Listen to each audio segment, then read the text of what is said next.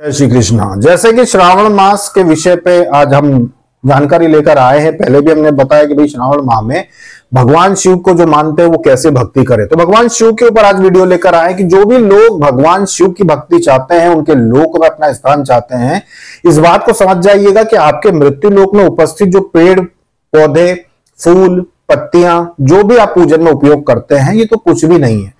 भगवान शिव के शिवलोक में दिव्य वृक्ष होते हैं, दिव्य लताएं, दिव्य पुष्प, यहां से सब कुछ बेहतर ही है।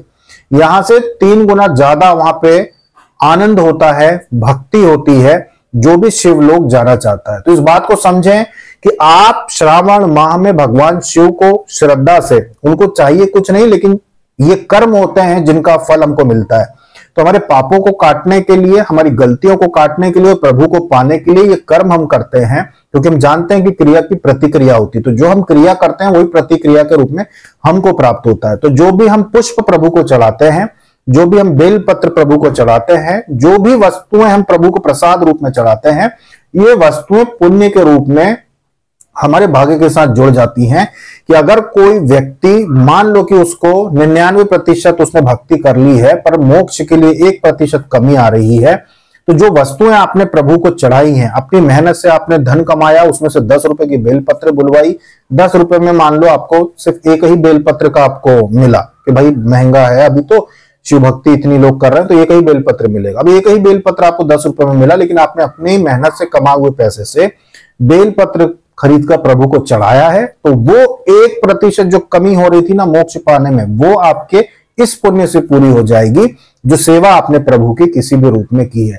शिवलिंग तो कहीं भी आप देखेंगे तो कई रूप में दिखे जाते हैं, कई प्राकृतिक शिवलिंग बन जाते हैं, कहीं पर, कहीं अपने पहाड़ों पे, नदियों में कई जगह देखा होगा कि प्राकृतिक रूप से भी इसी आकृति बन जाती है जो शिवलिंग हो जाती है। तो लेकिन क्या उनके दर्शन से कोई पुण्य मिलता है? नहीं।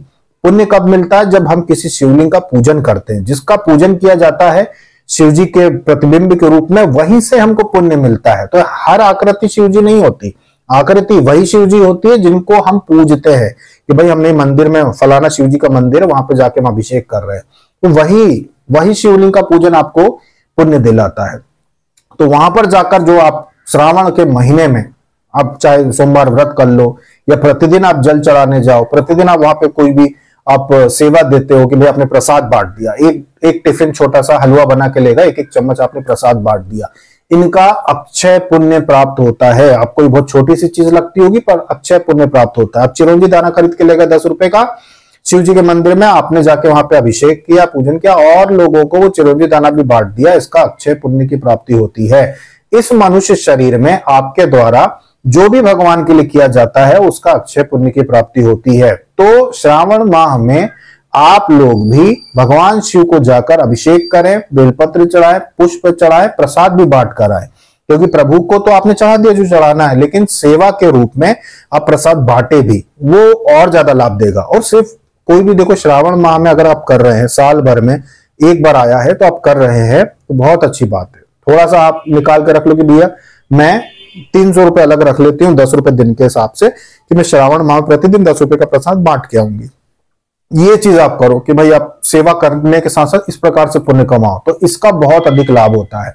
बहुत सारे लोग क्या करते हैं कि कोई विशेष मनोकामना के लिए शिव जी की मंदिर का संकल्प ले लेते हैं कि भाई मैं जल चढ़ाऊंगी, मैं दिया लगा के आऊंगी। तो ऐसे जो भी संकल्प आप लेते हो उनमें इन चीजों का महत्व होता है। जो भी चीजें आप वस्तु प्रभु को चढ़ाते हैं, इस शरीर को त्यागने के बाद जब आप प्रभु के लोक में जाते हैं, तो वही चीजें आपको वापस किसी न किसी रूप में प्राप्त हो ही जाती हैं। ऐसा हो ही नहीं सकता कि चीजें आपको वापस प्राप्त ना हो, चीजें आपको प्राप्त हो ही जाती है किसी न किसी रूप में। किसी न किसी रूप में प्रभु आपसे कोई भी चीज लेकर अपने पास नहीं रखते, वो आपको प्राप्त प्रदान वापस कर ही देते हैं। तो शिव जी की जो भी अभी आराधना करना चाहते हैं श्रावण माह में, वो इन चीजों महत्व समझें कि इस समय पे प्रभु की भक्ति करना, जीव जंतुओं की सेवा करना और प्रसाद बांटना प्रभु के नाम पर, कि हम शिव जी के नाम पर ही प्रसाद बांट रहे हैं, अपना महत्व रखता है। इसका अक्षय पुण्य की प्राप्ति होती है। अक्षय पुण्य वो होता है जो कभी समाप्त नहीं होता। जब भी आप इस शरीर को त्यागते हैं तो वो पुण्य आपके साथ ही होता है। तो इस बात का ध्यान रखें कि भक्ति, प्रभु की सेवा एक मात्र ऐसा साधन है जिससे आपका परलोक सुधरता है। ऐसे बहुत सारी कथाएं आपने शिव पुराण में सुनी होगी, जिसमें कि मात्र कुछ दिन की कथा सुनने से भी व्यक्ति को मोक्ष की प्राप्ति हो गई। तो सोचो कि क्या आपको प्राप्त नहीं होगी? शिव पुराण सुनिए आप, शिव पुराण का अध्ययन कीजिए। आप श्रावण माह में शिव पुराण का अध्ययन करो, आप आपके बच्चे भी सुनेंगे, आपके परिवार के लोग सुनेंगे। टीवी में शिव पुराण लगा दो, आप शिव पुराण आप वहां पे भी सुन सकते हैं। आप शिव पुराण के जो कई प्रकार के जो पुराण के ऐसे वेबसाइट आती है जिनके ऊपर पुराण जो होती है वो ऑडियो यानी आवाज उसमें रहती है, वो पुराण उसमें सुनाते जाते हैं। और हम कथा की बात नहीं कर रहे कि जो कथावाचक पुराण सुनाते हैं वो नहीं, उसमें तो पुराण कम होता है, दूसरा जो प्रवचन होते हैं बहुत सारी बातें धर्म की रहती है। लेकिन जो शुद्ध पुराण का ही ऑडियो होता है ना, वेद पुराण और ऐसी बहुत सारी वेबसाइट्स हैं, उनको आप प्ले कर सकते हैं मोबाइल में, तो उसमें बकायदा वो पुराण सुनाएंगे आपको पूरा, तो वहां से भी आप पुराण सुन सकते हो। तो पुराण चल रहा है, आप अपना काम कर रहे हो, आप मंदिर में बैठे हो साफ सफाई कर रहे हो, पुराण चल रहा है। आप मंदिर में बैठे हो ध्यान कर रहे हो, पुराण चल रहा है।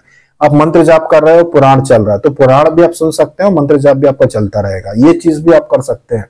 ये जब आप करोगे ना, उसके बाद आप देखो कि सुबह आपने 1 घंटा भगवान शिव का जाप किया, आपका पुराण चल रहा है, उसके बाद देखो पूरा दिन आपको कितनी शांति का अनुभव होगा। जो भी भगवान शिव को पाना चाहते हैं संकल्प लो। हमने पहले भी कहा है कि अपने प्रभु का जब भी कोई विशेष समय आने वाला होता है तो संकल्प लेना चाहिए। तो हमने चातुर्मास का ये कहा है कि जो अपने इष्ट भगवान का 11 लाख का संकल्प लेगा उसको बहुत पुण्य मिलेगा। तो 11 लाख का आप संकल्प लो, शिव शिव शिव शिव शिव शिव शिव ओम नमः शिवाय, या जो भी मंत्र आपको अपने इष्ट भगवान शिव जी का पसंद हो उस मंत्र का आप चुनाव करो और 11 लाख का संकल्प आप पूरा करो कि मुझे करना है, उसको आप पूरा करो। तो इस श्रावण माह का भी आप लाभ लो, भगवान शिव का इस प्रकार से छोटी छोटी जो चीजें हमने बताई इनका ध्यान रखो अपने जीवन में, इसको आप करो जिससे कि प्रभु की आपकी प्राप्ति हो। आज तक के लिए इतना ही। जय श्री।